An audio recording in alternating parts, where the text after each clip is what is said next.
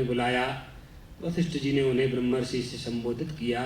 और दूसरी एक कथा और प्राप्त होती है कि जब वशिष्ठ जी ने विश्वामित्र जी को ब्रह्मर्षि नहीं कहा तो और सब देवताओं ने कह दिया, ब्रह्मा ने भी कह दिया, तो विश्वामित्र जी बहुत क्रोधित हो गए और अपना उन्होंने फरसा उठाया, कुल्हाड़ा, और कुल्हाड़ा उठा करके वशिष्ठ जी के आश्रम में पहुंच गए। आश्रम में जाकर के वो देखने लगे कि रात में वशिष्ठ जी कब गंगा स्नान के लिए जाते हैं। तो ठीक 3 बजे रात को वशिष्ठ जी गंगा स्नान को जाते थे रोज। विश्वामित्र जी उनकी कुटी के बाहर, पर्ण कुटी के बाहर बैठ गए कि जैसे ही वशिष्ठ जी निकलेंगे और हम उनको मारेंगे। वशिष्ठ जी की जो पत्नी थी अरुंधति, उन्होंने हाथ जोड़ करके अपने पति से कहा कि पतिदेव, मुझे बोलने का अधिकार तो नहीं है, लेकिन मैं निवेदन करना चाहती हूँ कि सभी देवताओं ने और ब्रह्मा जी ने जब उनको ब्रह्मर्षि मान लिया तो आप भी मान लीजिए। तो वशिष्ठ जी ने कहा, तुम मेरी बहुत प्रिय हो और तुमने बहुत अच्छी बात कही है, लेकिन मैं तुम्हें बता दूं, जिस दिन विश्वामित्र तपस्या करने के लिए गया था, मैंने उसी दिन उसको ब्रह्मर्षि मान लिया था, उसी दिन मान लिया था, लेकिन उसका अभिमान न बढ़ जाए इसलिए मैं उसे ब्रह्मर्षि नहीं कहता था। वो तो ब्रह्मर्षि उसी दिन हो गए जिस दिन ब्रह्मर्षि प्राप्त करने की जिज्ञासा उनके मन में पैदा हुई। ब्रह्म जिज्ञासा कर्तव्या, जिज्ञासा अगर बन गई तो धन्योषि कृतकृत्योषि पावितन्ते कुलंतया। वो ब्रह्म जिज्ञासु धन्य हो जाता है जिसके मन में ब्रह्म को जानने की इच्छा पैदा हो जाती है। कुलम पवित्रम जननी कृतार्था वसुंधरा पुण्यवती च तेन अपार संचित सुखरा सुख सागरेस्मिन् लीनम परब्रह्मणि यस्य चेतः। जो ब्रह्म को जानने की इच्छा करने लगता है, मात्र इच्छा, उसका कुल पवित्र हो जाता है, उसकी माँ धन्य हो जाती है। वो कहती है कि मैंने अपना जो मातृत्व है 9 महीने तक जो इस बालक को पेट में धारण करके रखा, आज मैं कृतकृत्य हो गई कि मैंने ऐसे पुत्र को जन्म दिया जो भगवान को जानना चाहता है, जो ईश्वर को जानना चाहता है, जिसकी धर्म में बुद्धि है। कुलम पवित्रम जननी कृता। वसुंधरा, वह पृथ्वी धन्य हो जाती है जिस गांव में, जिस नगर में, जिस पृथ्वी में वह ब्रह्म को जानने वाला बेटा पैदा होता है। मैंने तो उसी दिन इनको ब्रह्मर्षि मान लिया था। विश्वामित्र जी के कान में जैसे ही ये बात पड़ी, पहले तो ऐसे मकान थोड़ी होते थे कि बाहर की बात सुनाई ना पड़े, पूरा लाख कर दिया चारों तरफ। पर्णकुटी थी, घास चारा की झोपड़ी, तृण की कुटी थी। विश्वामित्र जी ने जैसे ही सुना और वशिष्ठ जी गंगा स्नान के लिए निकले तो उनके चरणों में वो फरसा रख दिया, प्रणाम किया, आप मुझे क्षमा कर दीजिए, क्षमा कर दीजिए, क्षमा कर दीजिए। वशिष्ठ जी ने कहा, ब्रह्मर्षि क्या क्षमा मांगते हो, कौन किसे क्षमा करता है? अगर जब तुम अलग होंगे और हम अलग होंगे तब ना हम क्षमा करेंगे।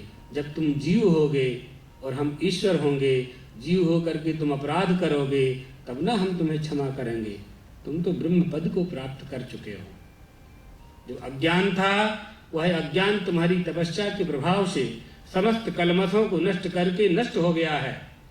इसलिए तुम में इस पद के सारे गुण हैं। ऐसा कहकर के वशिष्ठ जी ने विश्वामित्र जी को ब्रह्मर्षि होना स्वीकार कर लिया। विश्वामित्र जी के चरित्र को सुन करके शतानंद जी चुप हो गए। सुनाया उन्होंने चरित्र और चुप हो गए। राजा जनक ने विश्वामित्र जी से कहा, मुनि श्रेष्ठ, मैं धन्य हूँ जो रघुवंशी पुत्रों को लेकर के आप आए हो। भगवान श्री राम ने और लक्ष्मण जी ने शतानंद जी को प्रणाम किया। जिनके साथ, जिन महर्षि के साथ हम लोग आए हैं वो इनके इतने प्रतापी हैं, इतने तपस्वी हैं, इस बात को हम नहीं जानते थे कि इन्होंने 60,000 वर्ष तक तपस्या की। इतने शक्तिशाली होने के बाद भी जिन्होंने हमें अपने यज्ञ की सुरक्षा का अधिकारी समझा, ये श्रेय उन्होंने हमको दिया। इस प्रकार से भगवान श्री राम ने, राम लक्ष्मण ने सदानंद जी को नमस्कार किया। यहाँ जनक महाराज कहते हैं, पूछा था उन्होंने कि दोनों बालक कौन हैं विश्वामित्र जी से, तो विश्वामित्र जी ने बताया था कि दशरथ के पुत्र हैं, कल की कथा में आया था। तो ये दोनों धनुष यज्ञ देखने के लिए आए हैं। राजा जनक बड़े प्रसन्न हुए और उन्होंने कहा, हम चाहते हैं कि हमारी प्रतिज्ञा जो हमने की है और जिस धनुष को हमने बहुत संभाल करके रखा है, हमारी जो कन्या है सीता नाम की, हम उसके साथ विवाह करेंगे जो धनुष पर प्रत्यंचा चढ़ा देगा। इस धनुष के दर्शन हम जरूर इन्हें कराएंगे। राजा जनक बोले, गुरुदेव ये वृत्तांत हम आपको बताते हैं। राजा निमि के एक पुत्र थे। राजा निमि बड़े प्रतापी राजा थे। राजा निमि के बारे में, ये जो निमेश है ना, अपनी आंखों में जो बाल हैं छोटे छोटे से, इसी को निमि कहते हैं। ये राजा निमि यहाँ निवास करते हैं। तो जिनकी आंखें परमात्मा का दर्शन करती हैं, तो राजा निमि उनको आशीर्वाद देते हैं। अप्रत्यक्ष रूप से आंखों में राजा निमि निवास किया करते हैं। कथा ऐसी है कि एक बार वशिष्ठ जी को, राजा निमि को यज्ञ करना था, तो वशिष्ठ जी को निमंत्रण देने के लिए गए और वशिष्ठ जी से कहा कि गुरुदेव आप हमारे यज्ञ कराने के लिए आप आचार्य बन जाइए। आप सब ब्राह्मणों को, पंडितों को लेकर के आवें और हमारे यज्ञ को संकल्प करा दें। हमने यज्ञ का संकल्प किया है। तो राजा निमि ने कहा, वशिष्ठ जी ने कहा ठीक है हम आते हैं, लेकिन हम इंद्र को वचन दे चुके हैं, तो पहले इंद्र का यज्ञ पूरा करा दें और फिर हम लौट करके आते हैं तो तुम्हारा यज्ञ हम कराएंगे। ऐसा कह करके वशिष्ठ जी इंद्र का यज्ञ कराने के लिए चले गए। वशिष्ठ जी को आने में विलंब हो गया। राजा निमि ने विचार किया कि इस जीवन का क्या ठिकाना, एक क्षण में क्या से क्या हो जाए, कब प्राण निकल जाए कोई तय नहीं है, और सत्कर्म का संकल्प कर दिया है, गुरुदेव आए नहीं हैं, इसलिए क्या उपाय है। ब्राह्मणों से सलाह ली कि यज्ञ प्रारंभ करा दिया जाए। तो दूसरे ब्राह्मणों से दूसरे को आचार्य बना करके राजा निमि ने यज्ञ प्रारंभ करा लिया। यज्ञ जैसे ही प्रारंभ हुआ, आचार्यत्व का वर्ण हुआ। वर्ण होता है ना ब्राह्मणों का यज्ञ में, जैसे ही वर्ण संकल्प हुआ और दूसरे ही दिन वशिष्ठ जी आ गए। और जैसे ही वशिष्ठ जी ने देखा कि राजा ने मुझे निमंत्रित करके और दूसरे को आचार्य बना लिया, ये तो ठीक नहीं किया इन्होंने। मुझे तो यज्ञ के आचार्य बनने की कोई बहुत बड़ी बात नहीं है, आचार्य हम बनते ही रहते हैं, लेकिन राजा ने जो अवज्ञा की, हमारी अवहेलना की, हमारी शक्ति को कम आंका, इन्हें शिक्षा देनी चाहिए। ऐसा सोच करके वशिष्ठ जी राजा निमि के पास आए और कहा कि तुमने हमको निमंत्रण दे करके दूसरे आचार्य का वर्ण कर लिया, तुमने हमारी अवहेलना की। परंपरा से हम तुम्हारा यज्ञ कराते आए हैं, इसलिए हम तुम्हें शाप देते हैं कि तुम्हारा देहपात हो जाए। और यज्ञशाला में ही राजा का शरीर गिर गया। जब राजा का शरीर गिर गया तो ब्राह्मण आ गए, ऋषि आ गए, महर्षि आ गए। कहा गुरुदेव आपने ये क्या किया? यज्ञ का संकल्प हो चुका था। यज्ञ के संकल्प में अगर यजमान की मृत्यु होती है तो उस मृत्यु यानी यज्ञ निष्फल हो गया तो उसका जो दुष्परिणाम है वो पूरी प्रजा को भोगना पड़ता है, अकेले यजमान को नहीं, पूरी प्रजा को भोगना पड़ेगा। ये आपने ठीक नहीं किया गुरुदेव, आप यज्ञ पूरा कराइए। तो वशिष्ठ जी ने कहा चलो जीवित कर देते। जीवित, जो मार सकता, जो पैदा कर सकता है वो मार सकता है, जो मार कर सकता है वो पैदा कर सकता है। अपने हाथ में क्या है? अर्जुन कह रहा था ना कि हम नहीं मारेंगे, नहीं मारेंगे। क्यों नहीं मारोगे? अरे कौरवों को हम मारेंगे तो हमको मारने का पाप नहीं लगेगा? हमको पाप लगेगा। आप हमारे गुरु हो, आप हमारे भगवान हो, हमारे मित्र हो, और रिश्तेदारी के हिसाब से हमारे भाई भी हो, फूआ के संबंध से। इतने सब संबंध है। आप हमको अच्छे मार्ग पर चलाइए। आप हमको गुरु मारने के लिए कह रहे हैं, भीष्म पितामह को मारने आप कह रहे हैं, द्रोणाचार्य जी को मारने कह रहे हैं।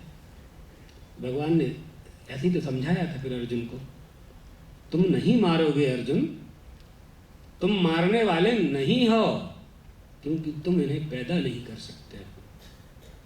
और इनके शरीर में और तुम्हारे शरीर में और मेरी देह में जो आत्मा है उसकी कहीं मृत्यु होती नहीं है। नहीं नहीं भगवान, मैं नहीं मारूंगा। क्यों नहीं? ये सब मर जाएंगे तो इनकी स्त्रियों के तो पति नहीं रहेंगे ना।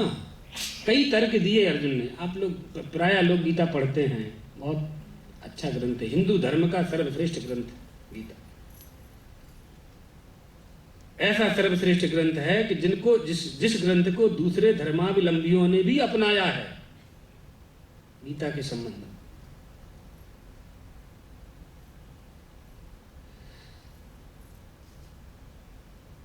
स्त्रियां बिना पति के हो जाएंगी, वर्ण संकरता फैल जाएगी, प्रजा भ्रष्ट हो जाएगी। ये तर्क भी दिया। कई तर्कों में 6 तर्क दिए थे, उसमें एक तर्क ये भी था। अभी तो हम 2 ही बता रहे हैं। एक तो ये कहता था कि पाप लगेगा, दूसरा कहता था स्त्रियां पतित हो जाएंगी क्योंकि उनके पति नहीं रहेंगे, तो उनका सहारा कौन होगा, उनका आश्रय कौन होगा। भगवान ने कहा अर्जुन ऐसा है, जिन्हें तुम जीवित रखना चाहते हो वो इस समय जीवित हैं और वो राजा हैं, और तुम 5 भाई हो, युधिष्ठिर, भीमसेन, अर्जुन, नकुल और सहदेव। तुम सहदेव, नकुल, तुम 5 भाई हो। 5 भाइयों की पत्नी का नाम है द्रौपदी। भीमसेन की भुजाओं में 10,000 हाथियों का बल है। 10,000 हाथियों ना बल छे इन्हीं भुजा में। तोपड़ भरी सभा में, तब भी भरी सभा में तुम 5 भाई अपनी द्रौपदी की रक्षा नहीं कर सके। इन अत्याचारियों से साधारण पुरुषों की स्त्रियों की रक्षा की कामना तुम कैसे करते हो? तुम्हारे जैसे गांडीवधारी, जिसका ज्ञान दुर्योधन को था, दुशासन को था, कई बार तुमसे पराजित हो चुके हैं। ये इस बात को द्रोणाचार्य जी भी जानते थे, भीष्म पितामह भी जानते थे, लेकिन दुर्योधन का धान्य खाने के कारण और विधि के विधान में बद्ध होने के कारण मौन होकर के बैठे थे। इन सबको जीवित रख करके, इन सबकी जीवित अवस्था में और तुम्हारी जीवित अवस्था में जब तुम अपनी द्रौपदी की रक्षा नहीं कर सके, अगर मैंने अपना ये पीताम्बर न बढ़ाया होता तो तुम्हारी पत्नी की लाज न रह जाती। साधारण स्त्री की, साधारण पुरुष की स्त्री की रक्षा ये कैसे करेंगे अगर तुम इनको जीवित छोड़ोगे तो। इसलिए गांडीव उठाओ और इन सबका वध करो। इनको मारने से तुम्हें पाप नहीं लगेगा, क्योंकि तुम मारने वाले नहीं हो। अगर तुम मारने वाले होते, तुम में मारने की शक्ति होती, तो मुझे तुम बुलाने के लिए द्वारका क्यों गए? द्वारका गया था ना अर्जुन, दुर्योधन पड़ गया था, अर्जुन पड़ गया था।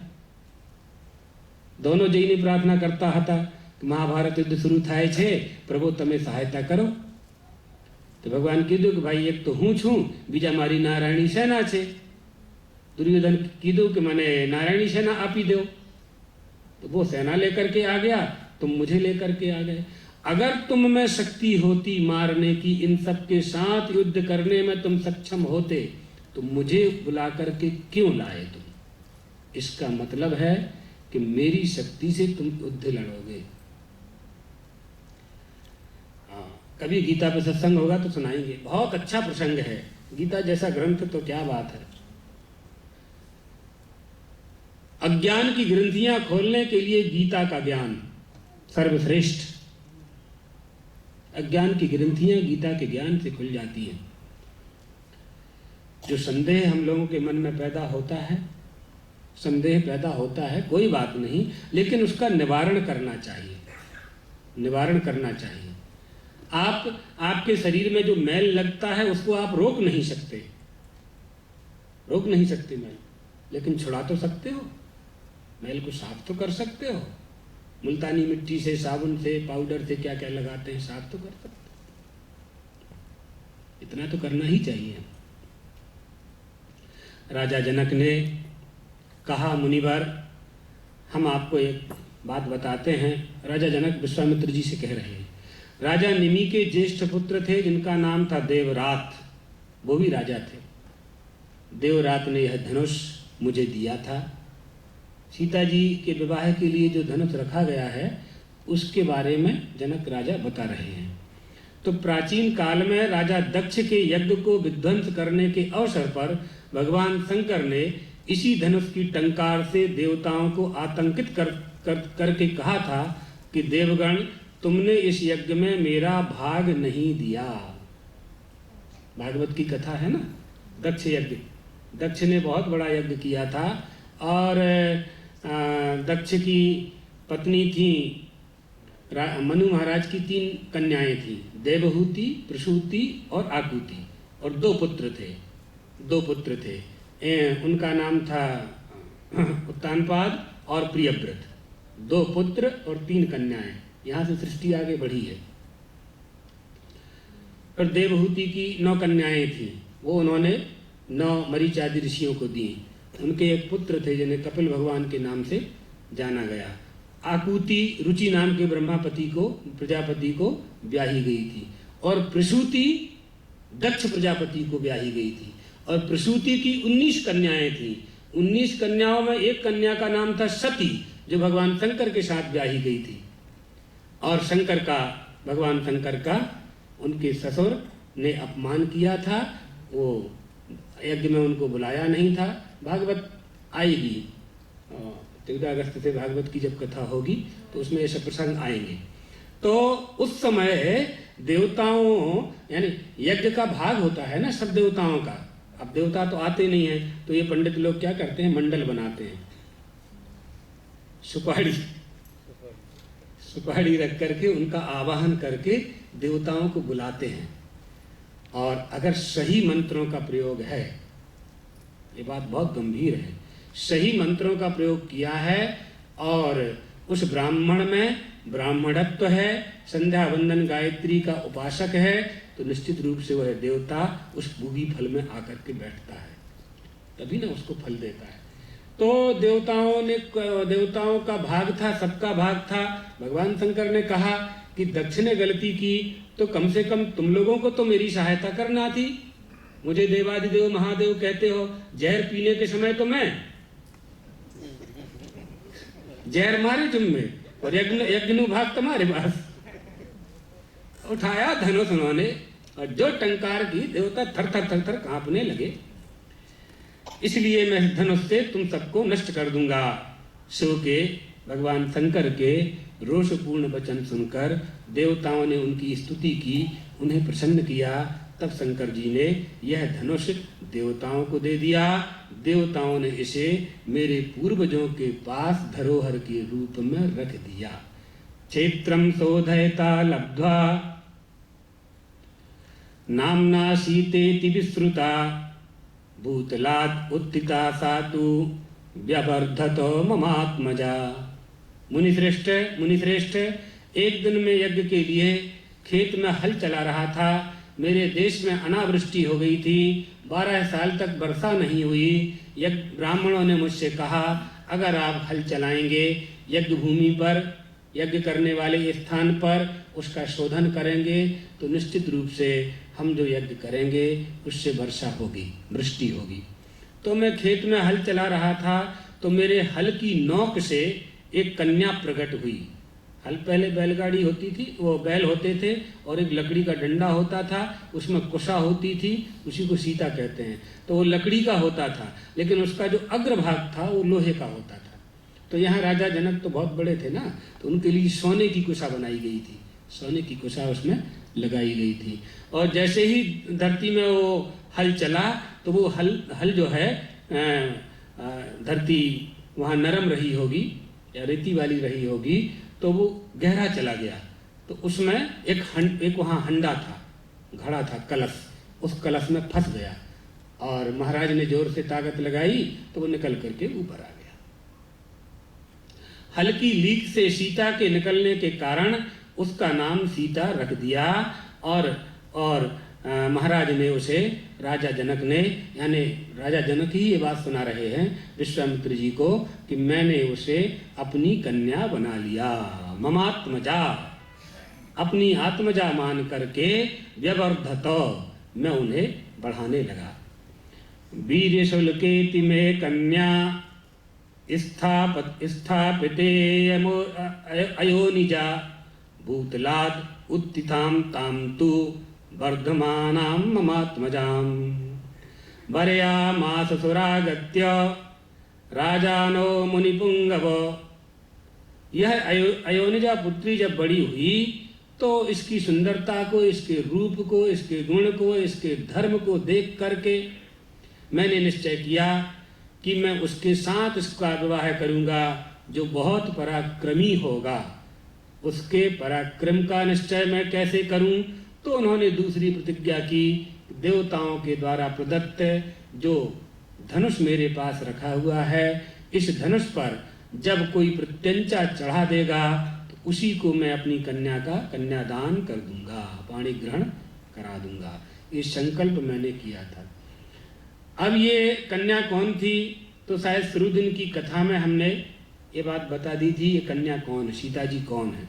ये वेदवती नाम की कन्या थी। जो लोग नहीं आए थे उनके लिए संक्षेप में हम बता देते हैं। ये वेदवती नाम की कन्या थी। भगवान विष्णु को प्राप्त करने के लिए तपस्या कर रही थी। रावण पैदा हुआ और उसने कैलाश पर्वत को उठाया। इतना पराक्रमी था। कैलाश पर्वत को उठा करके और फिर नीचे रख करके वापस लंका लौट करके जा रहा था। जंगल में उसने इस कन्या को देखा।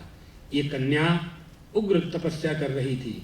रावण इस वेदवती के पास आया, कहा कि तुम किसके लिए तपस्या कर रही हो?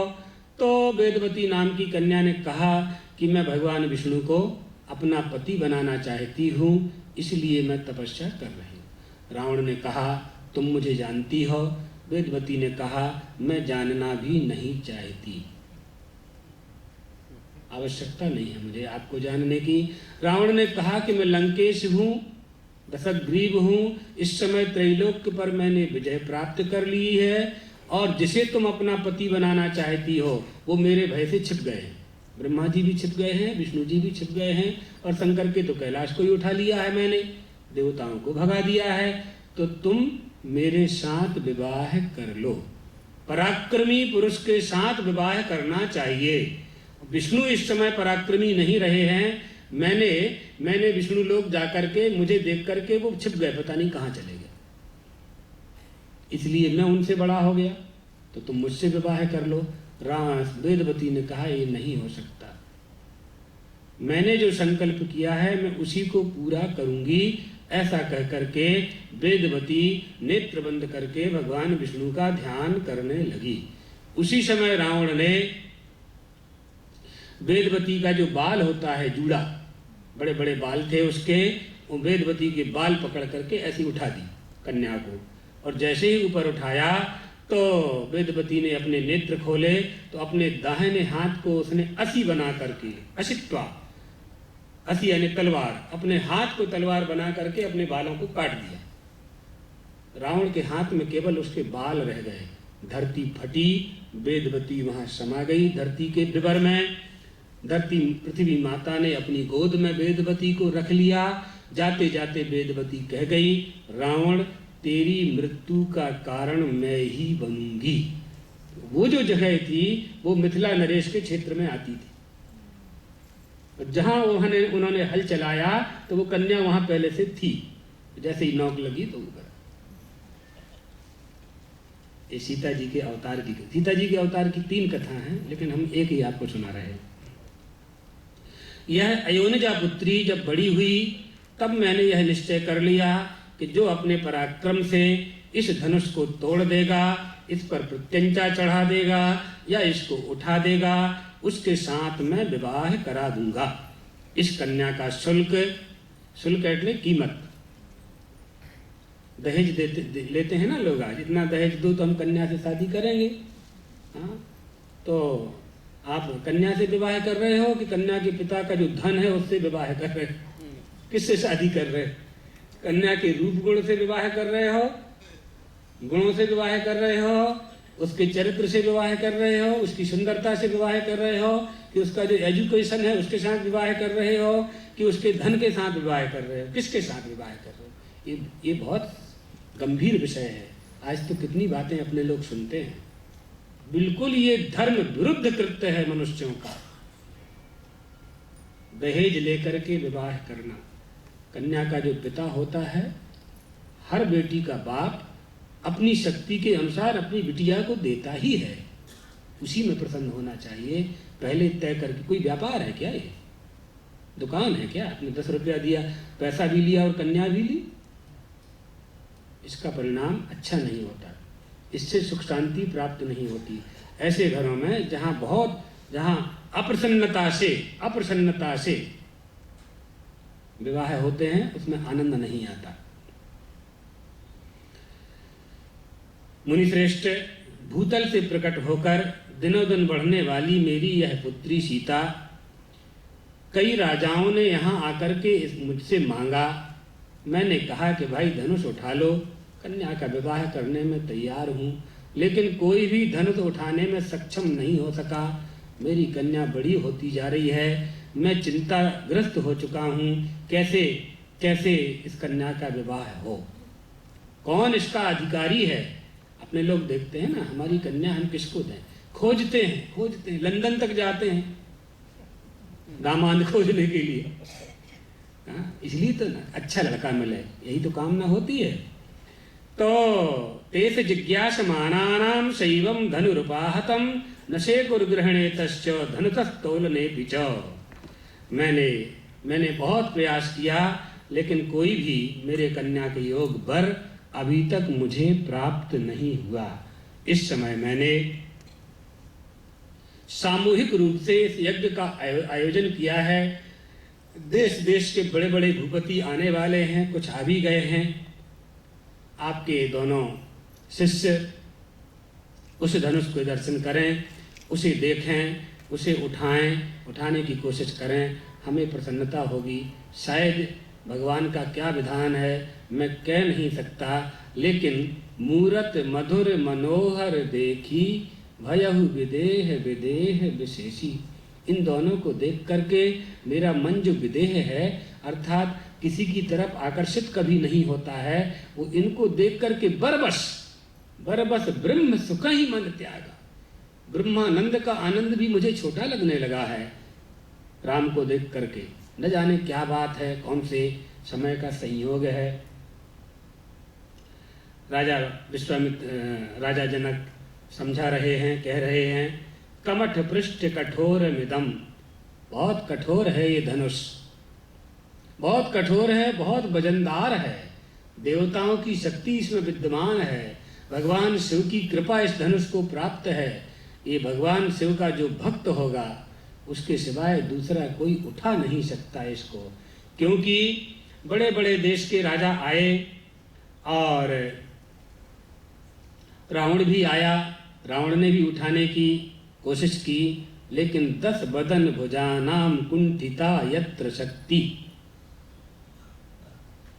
उस रावण की शक्ति भी यहाँ कुंठित हो गई, जिसकी 20 भुजा थी और 10 शीश थे।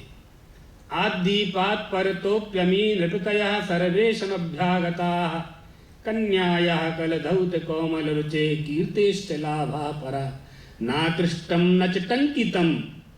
नाकृष्टम उठने की तो बात ही नहीं है, न टंकितम न नमितम नोत्थापितम स्थानतः केनापीद महो महद्धनुरिदम निर्वीर मुर्वीतलम। विश्वामित्र जी, उर्वी यानी धरती, वो निर्वीर हो गई है, बिना वीर वाली हो गई है। अब जन कोई भा कही भटमानी वीर विहीन मही में जानी। मैंने समझ लिया है गुरुदेव, अब धरती पे कोई वीर नहीं है, क्योंकि धनुष को कोई उठा ही नहीं पा रहा है। अब जाने को फाकही भटमानी।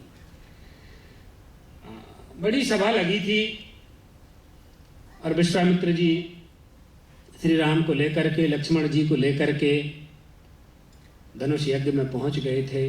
बहुत बड़ा मंच बनाया गया था विश्वामित्र जी के लिए, श्री राम के लिए, और तरह तरह के राजा बैठे हुए थे। एक बार तो ऐसा प्रसंग आया कि 10,000 राजा एक साथ उसको उठाने लगे, एक साथ उठाने लगे, फिर भी धनुष को नहीं उठा सके। क्योंकि राजा जो होते हैं ना, राजाओं की शक्ति कहाँ होती है? राजा तो मनुष्य होते हैं, मनुष्य ही राजा होगा। और धनुष में जो शक्ति है वो देवताओं की है, सत की शक्ति है। अब सत को असत कैसे उठाएगा? जीव भाव आया हुआ है, राज्याभिमान है, धन का अभिमान है, धन का गर्व है। भगवान शंकर तो सबका गर्व चूर, अहंकार कहते हैं ना, अहंकार को खाते हैं। रुद्र संहार के देवता हैं। लोग समझते हैं कि रुद्र शंकर भगवान मारते हैं, मारते नहीं किसी को, वो अभिमान ही खाते हैं, यही उनका भोजन है। तजहु आस निज निज गृह जाहु, लिखा न विधि वैदेही विबाहु। राजाओं, तुम लोगों ने अपनी अपनी शक्ति लगा करके देख ली, लगता है कि विधि ने वैदेही के विवाह का योग नहीं बनाया है, चले जाओ। राजा बड़े राजा जनक बड़े दुखी हो गए। दुखी होकर के करुणा भर गई उनके, गला भर आया, अवरुद्ध हो गया, आवाज कांपने लगी। सब राजाओं से कहने लगे, सबने अपना पराक्रम हमें दिखा दिया, लेकिन धनुष को कोई उठा नहीं सकता, उठा नहीं पाया। हमारी जो प्रतिज्ञा थी, हमारी जो प्रतिज्ञा थी, क्या प्रतिज्ञा थी? बंदी जनों ने पहले घोषणा की थी, शृणतु जनक तल्पा क्षत्रिया शुल्क मेते, 10 बदन भुजानाम कुंठिता यत्र शक्ति, नयमतु धनुरैषम यस्तु दारो पढ़े न, त्रिभुवन जय लक्ष्मी, त्रिभुवन जय लक्ष्मी, जानकी तस्य दारा। दारा यानी पत्नी। जो तुलसीदास जी इसका अनुवाद करते हैं, बोले बंदी वचन तब सुनहु सकल महिपाल, पण विदेह कर कहीं हम भुजा उठाए विशाल। हम भुजा उठा करके घोषणा करते हैं कि हमारे महाराजा ने जो प्रतिज्ञा की है कि इस यज्ञ में, इस धनुष यज्ञ में जो इस धनुष को उठा लेगा, जानकी तस्य दारा, जानकी उसकी पत्नी हो जाएगी। त्रिभुवन जय लक्ष्मी, त्रिभुवन की लक्ष्मी को, त्रिभुवन की लक्ष्मी को भी, त्रिभुवन की लक्ष्मी के साथ लक्ष्मी तो उसे मिलेगी ही और जानकी भी मिलेगी। सब राजाओं को ये प्रतिज्ञा सुनाई गई, लेकिन कोई भी उस धनुष को नहीं उठा सकता। विश्वामित्र जी ने भगवान श्री राम की ओर देखा, श्री राम ने लक्ष्मण जी की ओर देखा, और लक्ष्मण और श्री राम ने जनक जी की ओर देखा, और राम जी की ओर सीता जी ने देखा, जो झरोखे में बैठी हुई थी, अपने महल से देख रही थी यज्ञ। वहीं से उन्होंने देखा। उनके मन में सहज ही एक सत्य संकल्प उत्पन्न होने लगा। तुलसीदास जी महाराज के अनुसार तो उपवन में, वाटिका में ही जब भगवान श्री राम पुष्प संचय के लिए जाते हैं, उसी समय सीता जी उनके दर्शन करती हैं, और भगवान श्री राम भी सीता जी का दर्शन कर लेते हैं, और लक्ष्मण से कहते हैं कि रघुवंशन कर सहज स्वभाव। ये हमारे कुल की परंपरा रही है, रघुवंश की परंपरा रही है कि सहज में ही सहजावस्था, सहज परंपरा हमारी रही है कि किसी की तरफ हमारा मन नहीं जाता, हमारा मन कुपंथ पर कभी जाता नहीं है। आज न जाने क्यों सीता जी की ओर देख करके मेरा मन, सीता की ओर देख करके, मिथिलेश कुमारी की ओर देख करके मेरा मन आकर्षित हो रहा है। क्या बात है? बात क्या है वहां? जैसे शिव का शक्ति से संयोग होता है, पार्वती जी का शिव से संयोग होता है, उसी तरह से यहाँ भी सीता जी भगवान श्री राम से मिलना चाहती हैं, और भगवान श्री राम सीता जी से मिलना चाहते हैं। क्यों चाहते हैं मिलना? हमने बताया था, जो वस्तु कभी नहीं होती है वो होती ही नहीं है, ये पहले से मिले हुए ही हैं। केवल ये व्यवहारिक लीला हो रही है, पारमार्थिक लीला हो रही है, और हम सबको समझाने के लिए भास हो रहा है, प्रतिभास हो रहा है। मानव शरीर धारण करके आए ना परमात्मा, तो ये मानव लीला उनको करनी है, अन्यथा तरंग जल से अलग नहीं हो सकती। जल के बिना तरंग की कोई सत्ता ही नहीं है। तरंग अगर प्राप्त होती है अंत में, तो जल को ही प्राप्त होती है। जल के बिना उसकी कहाँ कोई सत्ता है। सीता जी श्री राम से अलग कैसे रह सकती हैं?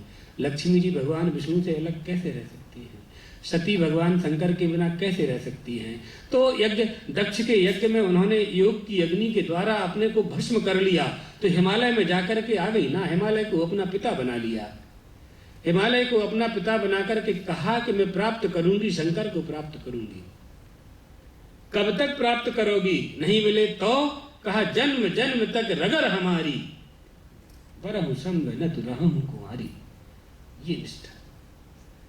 ये निष्ठा, ये विश्वास, ये हमारी श्रद्धा, ये शरणागति हमें वहां तक पहुंचा देती है, प्राप्त करा देती है।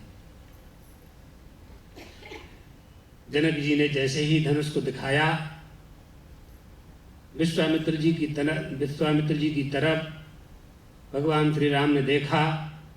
आंखों ही आंखों में विश्वामित्र जी की स्वीकृति मिल गई, और श्री राम ने धनुष के पास जाकर के पहले नेत्र बंद किया और भगवान शिव का ध्यान किया। ऐसा किसी ने नहीं किया था पहले। भगवान शंकर का ध्यान किया श्री राम ने। मैं आपके हृदय में निवास करता हूँ। भगवान शंकर हमेशा श्री राम का जाप करते रहते हैं। राम रामेति रामेति रमे रामे मनोरमे, हमेशा जाप करते रहते। भगवान शंकर श्री राम को धारण किए रहते। और भगवान श्री राम क्या करते हैं? लंका में जब अपनी सीता जी को प्राप्त करने के लिए जाते हैं, तो समुद्र में राम सेतु बनाने के पहले रामेश्वर की स्थापना कर देते हैं। आज भी रामेश्वर बने हुए हैं। अब कौन किसकी पूजा कर रहा है, कह सकते हो आप? कौन किसकी आराधना कर रहा है? इसमें क्या तर्क करना है? हमें तो कृपा प्राप्त करनी है, हमें कृपा प्राप्त करनी है। अगर ये भेद बुद्धि हम में आ गई, ये श्री राम हैं, ये श्री राम के भक्त हैं, तो शंकर की पूजा नहीं करेंगे। शंकर के शिव भक्त हैं, शैव हैं, तो श्री राम की पूजा नहीं करेंगे, तो हमें दोनों की शक्ति नहीं मिलेगी। क्योंकि ये भेद बुद्धि हमें अभेद उस परमात्मा से मिलने नहीं देगा। इसलिए भेद बुद्धि नहीं होनी चाहिए। विश्वामित्र जी की स्वीकृति मिलने पर भगवान श्री राम ने नेत्र बंद किया। सीता जी को सुख पहुंचाने के लिए, विश्वामित्र जी को सुख पहुंचाने के लिए, अपने पिताजी की प्रसन्नता के लिए, सीता जी को जो जन्म जन्मांतर से जो जिनके साथ रही हैं, उन्हें उनका सौभाग्य देने के लिए भगवान ने खेल खेल में ही धनुष को उठा लिया। और धनुष को उठा करके उन्होंने प्रत्यंचा चढ़ा दी उस पर। बोलिए आनंद कंद भगवान श्री रामचंद्र की। प्रत्यंचा चढ़ाकर धनुष को कान तक खींचा, और जैसे ही खींचा तो धनुष टूट गया। आरोपयत्वा मौरवी च पूरयामास तद्धनुः तद्बभुंज धनुर्मध्ये नरश्रेष्ठो महाशयाः। धनुष के टूटने से जो भयानक शब्द हुआ, उससे विश्वामित्र जी, राजा जनक, श्री राम के भाई लक्ष्मण, अर्थात नहीं, राम और लक्ष्मण दोनों को छोड़ करके, दोनों भाइयों को छोड़ करके सब के सब मूर्छित होकर के गिर पड़े। जितने राजा बैठे थे सब अपने सिंहासनों पर ही मूर्छित हो गए। हजारों लोग बैठे हुए थे वहां। राजा जनक को भी मूर्छा आ गई, विश्वामित्र जी को भी मूर्छा आ गई। इतनी जोर से भगवान शंकर का निनाद है ना, भगवान शिव का धनुष है। ननाद ढक्काम नवपंचवारम, जिनकी डमरू बजाने मात्र से व्याकरण की उत्पत्ति हो जाती है, 14 सूत्र उत्पन्न हो जाते हैं। नृत्यावसाने नटराज राजो, भगवान शिव का धनुष। ऐसा घोर शब्द हुआ, इतना मधुर, घोर के साथ मधुरता थी कि सबके सब सुनकर के मूर्छित हो गए। सबको होश आया। होश आने के बाद राजा जनक ने विश्वामित्र जी के पास जाकर के प्रणाम किया। कहा, मैंने श्री राम का बल देख लिया है, इसकी मैंने कल्पना भी नहीं की थी। हे कौशिक, मेरी प्रतिज्ञा आपके कारण पूरी हुई है। अपनी पुत्री सीता का विवाह राम से करने की मैं अनुमति चाहता हूँ। आप अनुमति प्रदान कीजिए कि श्री राम के साथ सीता जी का विवाह मैं कर सकूं। मेरी पुत्री दशरथ कुमार श्री राम को पति रूप में प्राप्त करके जनक वंश की कीर्ति का विस्तार करेगी। हे ब्रह्मन, यदि आज्ञा हो तो मेरे मंत्री अयोध्या जाकर के राजा दशरथ को यह सूचना दें कि श्री राम ने, आपके ज्येष्ठ पुत्र ने धनुष यज्ञ में धनुष भंग कर दिया है, भगवान शिव के धनुष को उठा लिया है और राजा जनक की प्रतिज्ञा के अनुसार सीता जी से उनका विवाह होना तय है। आप बारात लेकर के जनकपुर पधारें। आपकी अगर आज्ञा हो तो मैं यह सूचना भेजूं। देखिए, प्रतिज्ञा तो क्या थी कि जो धनुष तोड़ेगा उसके साथ विवाह हो जाएगा। और श्री राम जी को भी यह प्रतिज्ञा मालूम थी, लक्ष्मण जी को भी मालूम थी, विश्वामित्र जी को भी मालूम थी और राजा जनक ने तो प्रतिज्ञा की ही थी। फिर भी राजा जनक कह रहे हैं कि मेरी कन्या का विवाह श्री राम से होना है तो उनके पिताजी को सूचना दूं। आजकल के लड़का लड़की क्या करते हैं?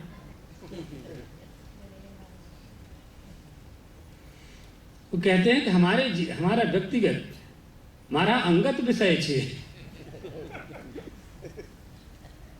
हाँ, अपनी बुद्धि को माता पिता की बुद्धि से बड़ी मानने लगते हैं, तब ऐसा होता है।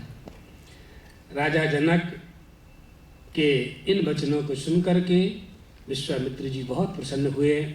आपने धर्म की बात कही है, यही परंपरा है, निश्चित रूप से आप राजा दशरथ को सूचना भेजें। राजा जनक ने अपने मंत्रियों को बुलाया, सतानंद जी से कहा जो योग्य दूत हों उनको सूचना लेकर के वहाँ भेजा जाए। दूत गए, महाराज दशरथ की नगरी अयोध्या में पहुँचे। बड़ा स्वागत किया गया उनका। राजमहल में ले गए। राजमहल में महाराज दशरथ विराजमान थे सिंहासन पर। दूतों ने जाकर के जनकपुर की सूचना उन्हें दी, कैसे कैसे यज्ञ हुआ, विश्वामित्र जी कैसे लेकर के महाराज के पुत्रों को मिथिला में ले गए। यज्ञ की पूरी बात उन्होंने बताई। महाराज दशरथ की आंखों में आंसू आ गए। मैं तो कहाँ विश्वामित्र जी को मना कर रहा था कि मेरे पुत्रों को आप मत ले जाइए, और विश्वामित्र जी ने मेरा कैसे उद्धार कर दिया। मेरे पुत्रों का विवाह होने वाला है, मेरे राम का विवाह होने वाला है। तुरंत उन्होंने अपनी रानियों को बुलाया। तीनों रानियां आ गईं और महल के सभी अधिकारी कर्मचारी आ गए, प्रजा आ गई। एकत्रित होकर के महाराज दशरथ ने सूचना दी, मेरे पुत्र का विवाह होने वाला है, बारात लेकर के सबको जनकपुर चलना है। बड़े बड़े महात्माओं को, जितनी उनकी कुल परंपरा से जुड़े हुए थे, वशिष्ठ जी को सूचना दी गई, ऋषियों को सूचना दी गई, अयोध्या से जिनका संबंध था उन सबको बुलाया गया। पूरी अयोध्या को सजाया गया और बारात की तैयारी की। बड़े बड़े रथ, विमान, हाथी, घोड़े सजाए गए, वाद्यों की व्यवस्था की गई। राजा जनक ने दूतों की ओर देख करके कहा, तुमने शुभ संवाद दिया है, हम तुम्हें इनाम देना चाहते हैं, पुरस्कार देना चाहते हैं। 4 थालियों में बहुत से आभूषण, सुंदर दागीना भर करके उनके महाराज दशरथ के सेवक ले आए। लेकिन राजा जनक के दूतों ने लेने से मना कर दिया। नहीं महाराज, हम स्वीकार नहीं कर सकते। महाराज दशरथ ने विचार किया कि शायद कमी है। मिथिला नरेश तो बहुत बड़े हैं, उनके पास अपार संपत्ति है, तो उनके दूतों के मन में भी बहुत कुछ प्राप्त करने की कामना होगी। तो इसलिए उन्होंने कहा कि भाई और सामग्री लाई जाए। और सामग्री लाई गई। दूतों ने कहा नहीं महाराज, हम कम होने के कारण मना नहीं कर रहे हैं, हम इसलिए मना कर रहे हैं कि जिस गांव की कन्या जिस गांव में आती है फिर हम वहां की संपत्ति नहीं लेते। हमारी बेटी आपकी पुत्र वधू बनकर के आ रही है। देखिए भारतीय हिंदू संस्कृति क्या थी, भारतीय संस्कृति की का जोड़ कहीं नहीं मिलेगा आपको पूरे विश्व में, सर्वेषु देशेषु, किसी भी देश में नहीं मिलेगा। ये राजा जनक तो कह सकते थे कि मैं बेटी के घर भोजन नहीं करूंगा, कन्या के घर में नहीं खाऊंगा, राजा जनक तो कह सकते थे, लेकिन दूत कह रहे हैं। दूतों में ये धर्म कहाँ से आया? ये राजा में धर्म होने के कारण प्रजा में धर्म आता है। राजा जब हमारा धार्मिक होता है तब प्रजा में ये धर्म आता है। दूतों ने कहा हमारे राजा की कन्या आपकी पुत्र वधू बन करके आ रही है, तो वो पूरे मिथिला की कन्या है, उसको मिथिला कुमारी कहते हैं, जनक नंदिनी कहते हैं, मिथिलेश कुमारी कहते हैं। इसलिए वो हमारी पूरी प्रजा उनको कन्यावत उनका, क्योंकि वो